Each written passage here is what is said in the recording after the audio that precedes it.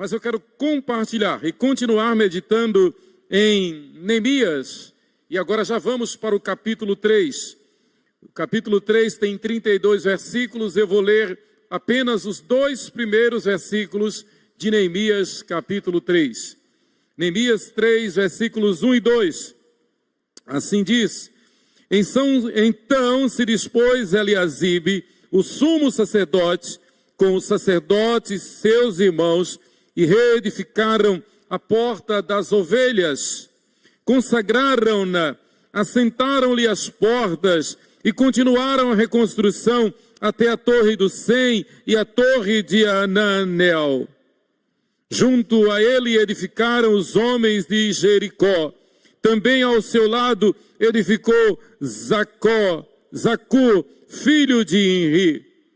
E por aí vai a narrativa, por aí vai a narração da maneira como Neemias conseguiu animar o povo, arregimentar o povo, incentivar o povo e habilitar o povo. Na verdade, não Neemias, mas o Espírito de Deus na vida de Neemias.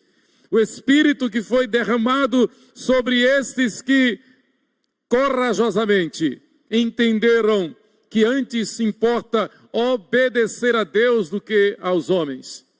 Queridos, eu quero falar baseado neste texto, Neemias 3, que é uma narração, na verdade, é um histórico de como o muro foi reconstruído.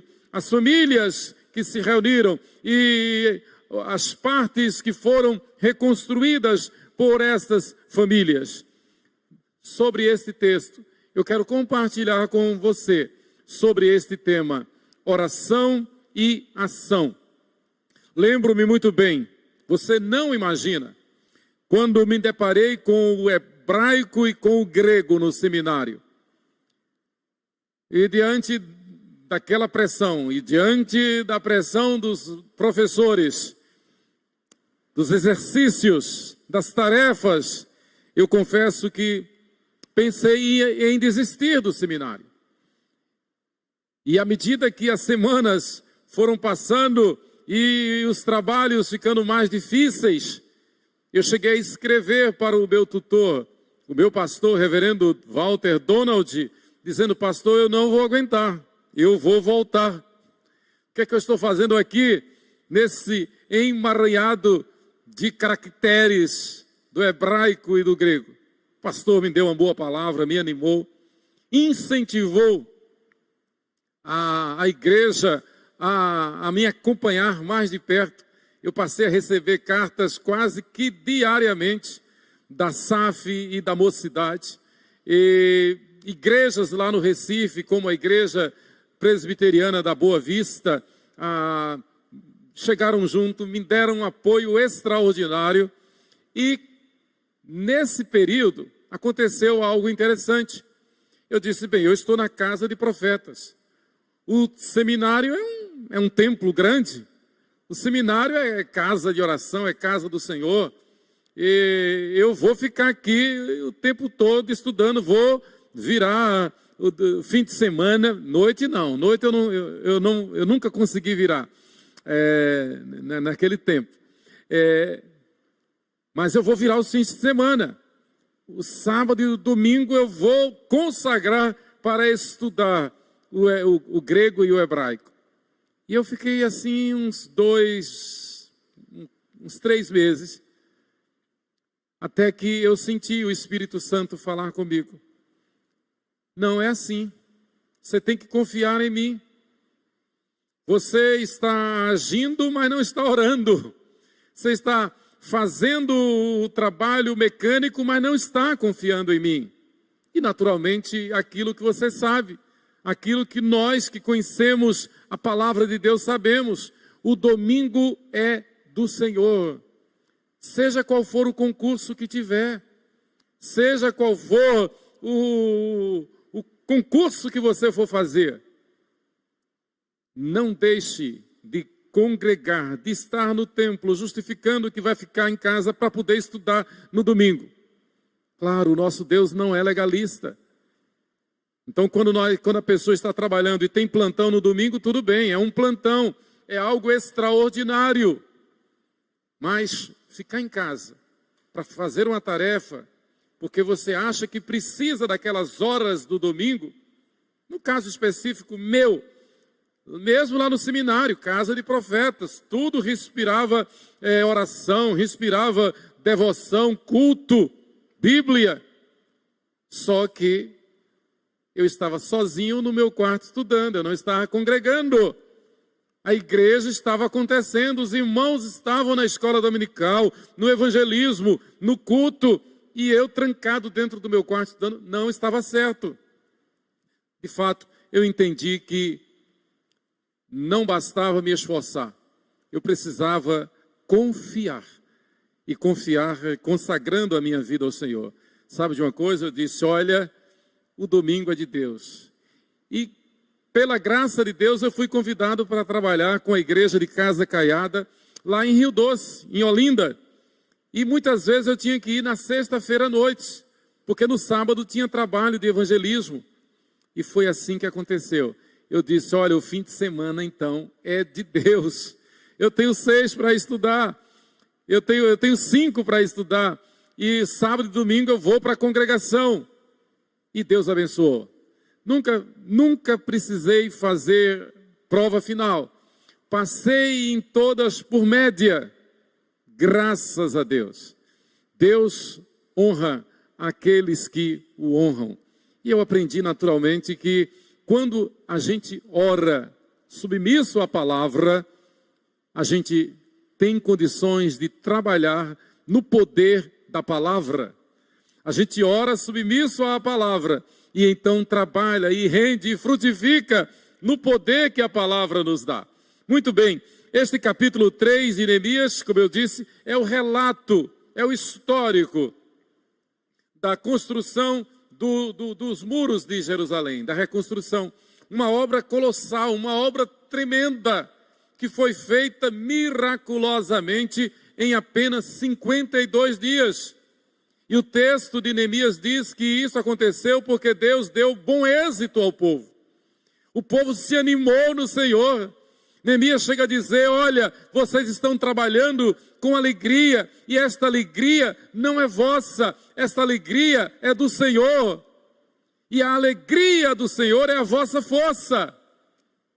Era um tempo que você já sabe, era um tempo de crise, um tempo hostil para o povo de Deus. O povo havia passado 70 anos no cativeiro, já fazia mais de 100 anos que voltou do cativeiro, já tinha mais de 50 anos que o templo fora reconstruído por Zorobabel, e no entanto o templo estava lá fechado, o templo estava lá vazio.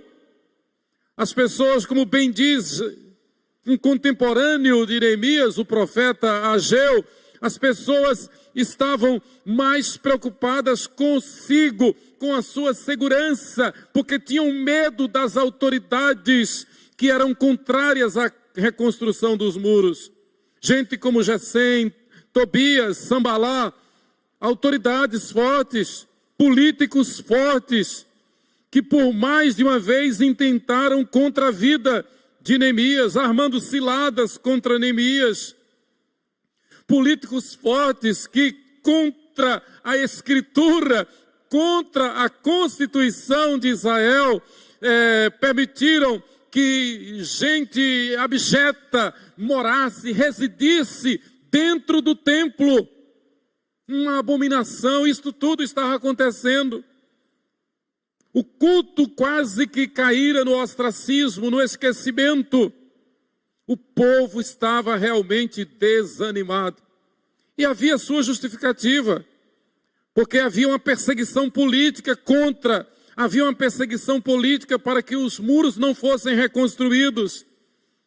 Mas o livro de Neemias começa com oração, acontece com oração e termina com oração. O livro de Neemias é um legado de oração, é um testemunho de vida de oração. O livro de Neemias é um desafio para nós, para que nós oremos sem cessar. O livro de Neemias é o testemunho da igreja, do povo de Deus, em meio a uma sociedade totalmente contrária, hostil. O livro de Neemias é o testemunho de perseguição contra o povo de Deus, mas é também o testemunho de que quando o povo de Deus se levanta, quando o povo de Deus confia, quando no meio do povo de Deus se levanta um homem da estirpe de Neemias, na fé de Neemias, que é dom de Deus, a obra de Deus é realizada. O inimigo tem que bater em retirada, o inimigo tem que cair por terra, porque a obra do Senhor vai ser feita e feita de forma miraculosa. Deus opera maravilhas. Por milagre, os muros foram reconstruídos em apenas 52 dias. Martinho Lutero, comentando o livro de Neemias, ele comparou a situação de Israel no século V a.C., especificamente entre os anos 500 e 400,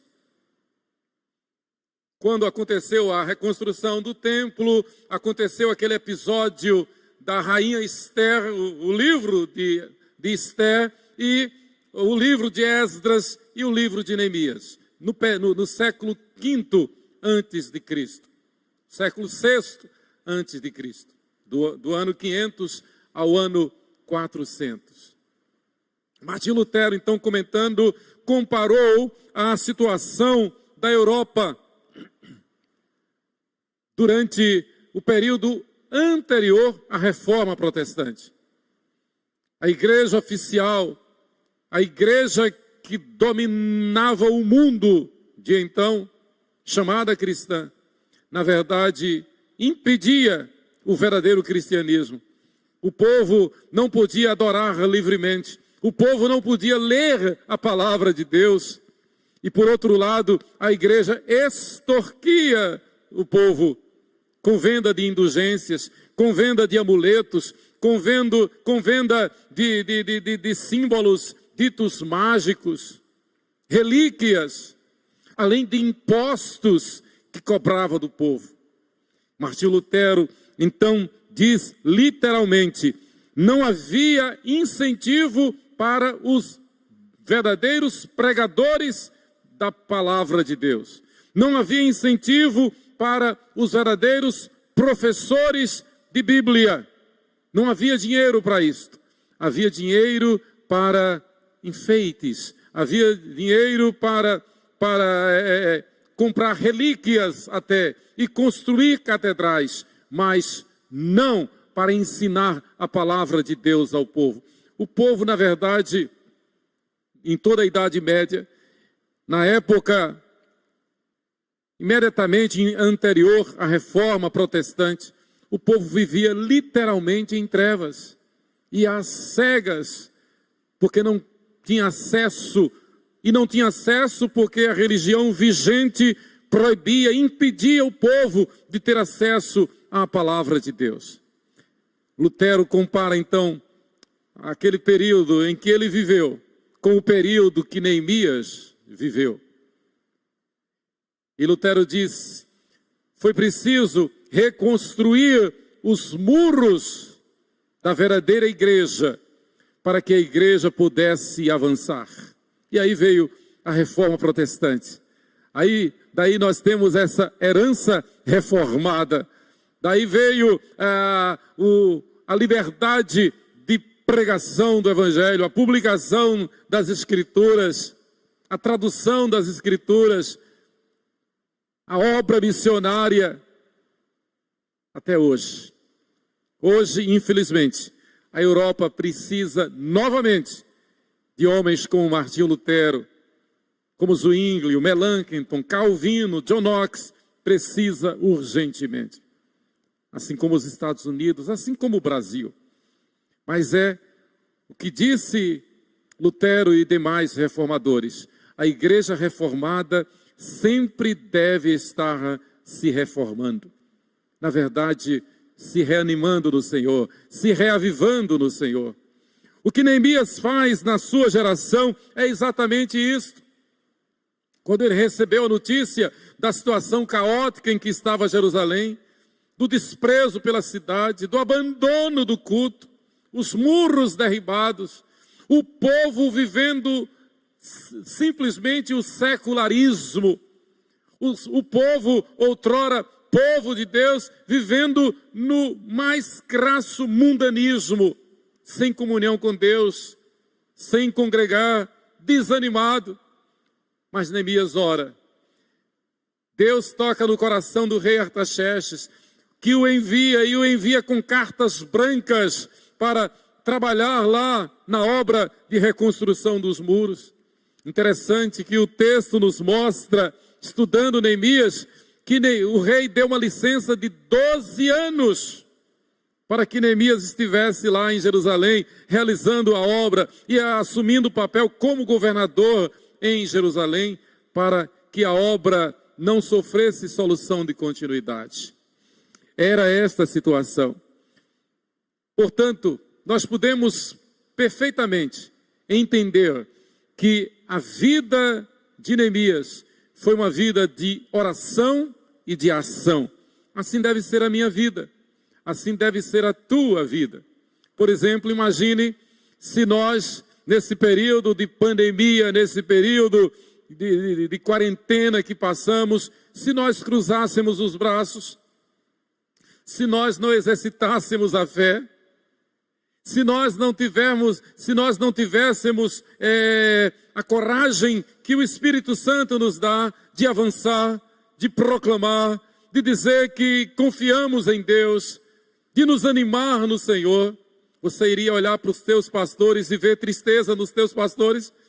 Já pensou? Pastor Lucas Apolinário chegar aqui com a cara triste, desanimado, pastor Emanuel, os pastores todos chegarem aqui desanimados, tristes, pensando mais na desgraça, pensando mais no horror, pensando mais na dor, pensando mais na aflição, ao invés de confiar no Senhor. Não, jamais, nunca nós nos alegramos no Senhor. Não é fácil a nossa vocação, mas é eterno o nosso galardão. Ainda que passemos pelo vale da sombra da morte, não temeremos mal nenhum. Ainda que a pressão seja enorme, nós não temeremos, porque Deus é Deus conosco. Oração e ação requer, portanto, total submissão a Deus. É o que nós vemos no versículo 5, Neemias 3, versículo 5, apenas um extrato ao lado destes. Repararam os tecoitas, os seus nobres, porém, não se sujeitaram ao serviço do seu Senhor. Interessante. O povo simples, prontamente obedeceu. O povo sem malícia, o povo simples, o povo crente, obedeceu ao chamado do líder para a reconstrução daquela área que lhe fora designada. Mas o mesmo versículo diz, porém, os seus nobres não se sujeitaram ao serviço do seu mestre, do seu Senhor. Sempre tem alguém que vai insurgir-se, alguém que vai optar por ser insubmisso, por desobedecer. O texto sagrado registra isso. Mas a ênfase, a bênção não está nos insubmissos. A ênfase, a bênção está naqueles que se sujeitaram, naqueles que repararam, como os tecoitas, aqueles que se submeteram, aqueles que foram fiéis. Queridos, Neemias orava e trabalhava, e ensinou então o povo a orar e a trabalhar. A mensagem é esta: quem estava orando, quem estava confiando, quem estava temendo a Deus, sabendo que aquela obra não era obra da Pérsia, não era obra da Babilônia, não era nem mesmo de Israel, nem era obra do Egito, aquela obra não era de Esdras, nem de Neemias, nem da rainha Esther, aquela obra era de Deus. Esta obra aqui não é de Calvino, não é de Lutero, não é do pastor A, do pastor B, esta obra é de Deus. Por isso que eu digo sempre, se nós estamos aqui, é porque o Espírito Santo nos traz. Se nós estamos aqui, é porque o Espírito Santo nos traz. Se nós lemos a Bíblia e entendemos a mensagem, é porque o Espírito Santo nos traduz. Se nós enfrentamos adversidade, se nós enfrentamos provações, contrariedades, sabemos já, porque a Bíblia nos adverte de que o inimigo vai fazer tudo para tentar impedir a marcha da igreja. E isto é tão grave, isto é tão sério, que nosso Senhor chega a dizer que somente as portas do inferno não prevalecerão contra a igreja. Ou melhor, que a igreja enfrenta e enfrentará até a consumação dos séculos o ataque das portas do inferno. O inferno estará o tempo todo, está e estará o tempo todo, até a consumação dos séculos, tentando solapar a igreja, tentando impedir a marcha da igreja, perseguindo a igreja. Mas a igreja fiel não se dobra, como fizeram os tecoitas, como fez Neemias, como fizeram os demais que submeteram-se a Deus através do testemunho do governador Neemias. Tudo para a glória de Deus. O Senhor diz, nos ensina que devemos buscar em primeiro lugar o seu reino e a sua justiça. E nós podemos imaginar naturalmente, sejam quais forem as nossas necessidades, sejam quais forem os nossos anseios, não tenhamos dúvida, irmãos. Buscai, pois, em primeiro lugar o reino de Deus e a sua justiça, e as demais coisas vos serão acrescentadas. Pensando na introdução, o domingo é de Deus.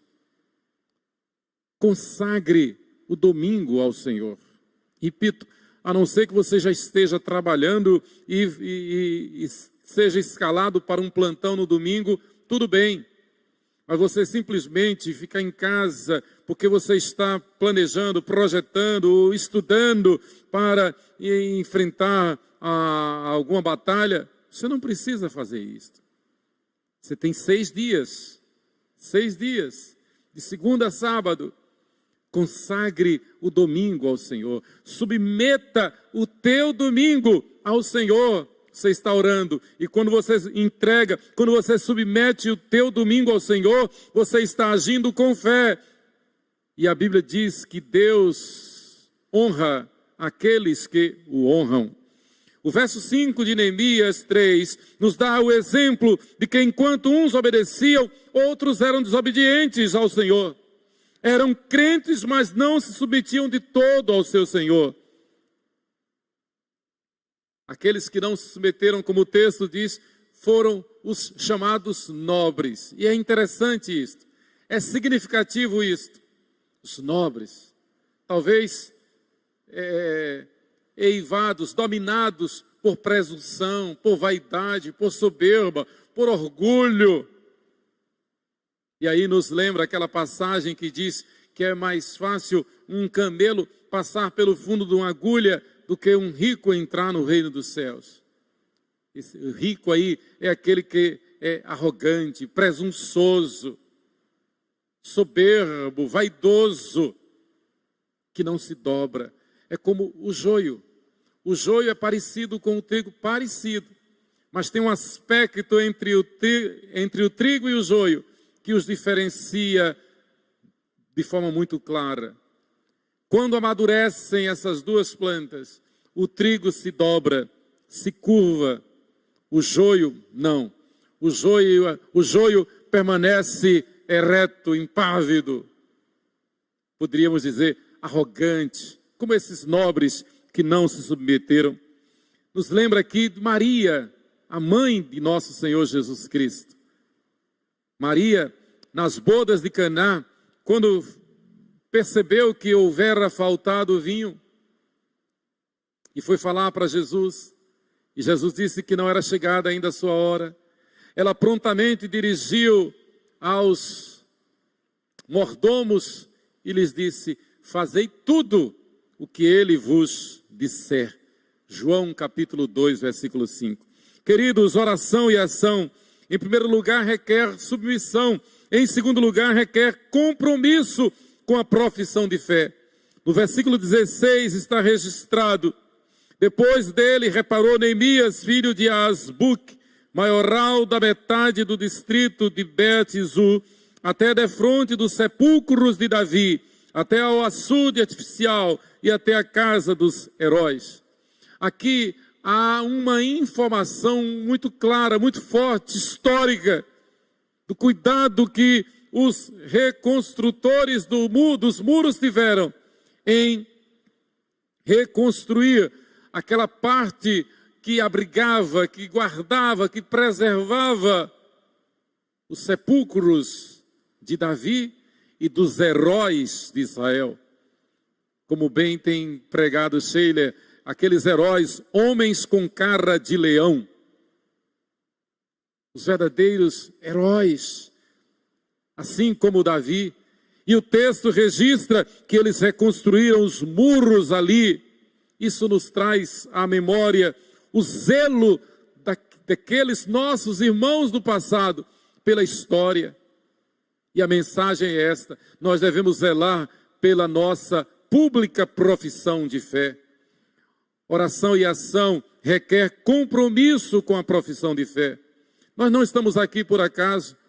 Nós estamos como numa corrida, onde nós passamos a mensagem para aquele que está diante de nós. Nós estamos levando a mensagem adiante, entregando a mensagem ao próximo. E esta mensagem não sofre e não sofrerá solução de continuidade. Nós trazemos à memória o dia da nossa profissão de fé. Nós, como sempre temos dito aqui, reconhecemos aqueles que vieram antes de nós. Nos alegramos com os pastores, como o nosso pastor emérito, reverendo Neemias Araújo de Carvalho, com os nossos missionários, com os nossos presbíteros que nos ensinam, que cuidam de nós, que nos apacentam. Sim, isso mesmo, é vocação de Deus sobre esses homens, com os nossos diáconos que zelam pelo templo, que zelam pela ação social da igreja, que cuidam das nossas viúvas, dos nossos órfãos, à medida da necessidade. Graças a Deus, porque nós podemos ter a consciência tranquila de dizer que da membresia da Igreja Presbiteriana 12 de agosto e suas congregações, não tem ninguém passando necessidade, porque nós temos um conselho e uma junta diaconal que cuida, que atende, que assiste. Por que isto? Porque nós temos compromisso com a nossa pública profissão de fé. Hajamos em todo o tempo, queridos, honrando a nossa pública profissão de fé, honrando com muita oração. Então, você percebe que não basta orar, é preciso agir, é preciso ter ação. Então, nós agimos pela fé, sim, agimos movidos pelo dever que temos de abençoar a casa de Deus, abençoar aos irmãos, levar as cargas uns dos outros. Então não basta ficar só orando, nós precisamos agir. É interessante, não sei se você percebe isto, mas, por exemplo, quando nós nos encontramos uns com os outros, e a alegria que temos de nos encontrar, e a vontade que temos de nos abraçar, eu percebo a alegria no semblante dos irmãos. E de uma forma muito especial, eu percebo a alegria nas crianças. Nas crianças. Em nos vendo no templo, em nos encontrando no templo. Isto nos anima, isto nos encoraja. E eu não tenho dúvida que isto está formando uma geração de crentes consagrados, fiéis a Deus. Mas em terceiro lugar, oração e ação requer compromisso com a igreja, submissão a Deus, compromisso com a profissão de fé e compromisso com a igreja. Submissão a Deus, compromisso com a profissão de fé e compromisso com a igreja. Queridos, a igreja é o reino de Deus entre nós. A igreja é o corpo vivo de Cristo aqui. A igreja não é este templo. A igreja é você. A igreja sou eu. A igreja somos nós. E nós somos essa agência do reino de Deus aqui. E ela vai acontecer. Deus vai realizar a sua obra. Como disse o conselho de Mordecai, a sua prima enteada Esther e afilhada Esther.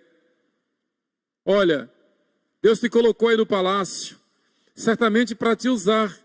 E Ele quer te usar. Quando Esther teve medo de ir ao rei, porque ninguém podia comparecer ao rei sem que fosse chamado, corria pena de risco de morte, podia sofrer pena de morte quem comparecesse diante do rei sem que houvesse sido chamado.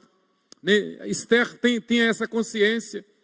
Mas Mordecai também tem a consciência de que antes importa obedecer a Deus do que aos homens, temer a Deus ao invés de temer o homem, temer a Deus ao invés de temer a morte. E Mordecai manda o conselho para sua prima e afilhada. Olha, quem sabe, se não foi para isto que Deus te colocou aí, para a salvação de Israel, para salvar o povo de Israel. Agora saiba, que se você não for, de qualquer jeito, Deus mandará livramento para Israel. Quem dera que fosse através de você, Esther. E Esther entende a mensagem e responde ao seu padrasto, primo padrasto, e diz, olha, eu vou. E se perecer, pereci. Que palavra. Esther viveu poucos anos antes de Neemias, umas 2 décadas antes, possivelmente conviveram, foram contemporâneos com certeza. E já naquela época ela dizia, olha, a situação é assustadora, eu corro o risco de morte, mas e daí? É mais importante fazer a obra de Deus do que preservar a minha vida. Se eu perecer, pereci. E confiando em Deus, Deus vai me dar graça, como deu. E não apenas preservou a vida de Esther, como preservou a vida de Israel. E isto foi fundamental para que o Messias, o Cristo, nosso Senhor Jesus, viesse na plenitude dos tempos. Se Amã tivesse obtido vitória no seu intento, se Esther não tivesse agido ali no palácio, o povo de Israel teria sido dizimado e o Messias não teria vindo. Quem sabe se por conjuntura como esta, não é que nós vivemos nesta geração, para testemunhar aos tímidos, aos covardes, aos medrosos, é assim que a Bíblia diz, para testemunhar aos incrédulos de que nós confiamos em Deus. Requer compromisso com a igreja, porque a obra da salvação, a obra missionária, os decretos de Deus, a aliança de Deus para a salvação dos seus eleitos, Deus confiou à sua igreja esta obra gloriosa. Assim como na época do exílio babilônico, quando o culto deixou de existir, assim também foi na chamada Idade das Trevas, culminando com a época imediatamente anterior à Reforma Protestante, como nós vimos no início do dizer de Lutero. O verdadeiro culto público a Deus praticamente deixou de existir na Idade Média, na época imediatamente anterior à Reforma. Quase não tinha mais culto. Deus levantou então os reformadores.